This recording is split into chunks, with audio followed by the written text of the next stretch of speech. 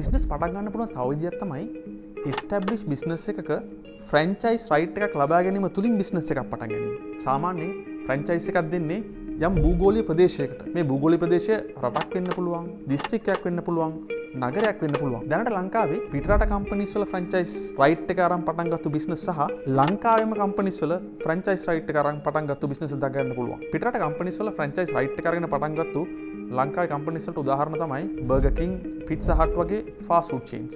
ලංකාවේ කම්පනීස් වල franchise right එක අරන් පටන් ගත්තු කම්පනීස් වලට උදාහරණ තමයි Pereira & Sons, Caravan Fresh වගේ restaurant chains. මේ franchise right එක ගන්නකොට අපි දන්නවා අපි ප්‍රධාන වශයෙන් බලන්නේ මාසෙකට කීයක් විතර ලාභයක් මේ franchise right එක ඔපරේට් කිරීම තුලින් ලබා ගන්න පුළුවන්ද කියන කාරණය. මේ ලාභය වගේම franchise right එකක් ගන්නකොට සලකා බැලිය යුතු තව ප්‍රධාන කාරණයක් තියෙනවා. ඒ තමයි මේ franchise එක දෙන parent company එක කොච්චර කාලයක් business එකේ ඉන්නවද කියන කාරණය. ඒ කියන්නේ මේ parent company එක business එක පටන්ගෙන අවුරුදු 3කට අඩු නම් ඔබේ franchise එක ගැනීම ගැන දෙපාරක් හිතන්න ඕන කියන එක තමයි අපේ මත. හේතුව ගොඩක් businesses වලට පටන් ගත්ත කාලේ පොඩි hype එකක් හැදෙනවා. මේ hype එකක් හැදුනාම customers-ලා එකපාරක් මේ products try කරලා බලන්න පෙළඹෙනවා. අපි මේ කියන්න හදන්නේ මේ hype එක තියෙනකොට sales වැඩි වුණාට කාලයත් එක්ක sales අඩු වෙන්න ගන්නවා. මේකට හොඳම උදාහරණය තමයි අපි හැමෝම දන්න බිරියානි විකුණපු කඩේ. මුල් කාලේ hype එකක් ඇති වුණා. මිනිස්සු try කරන්න බලන්න පෙළඹුණා. මේක දැක්පු මිනිස්සු හිතුවා මේ sales හැමදාම තියෙයි කියලා මේ බිරියානි කඩේ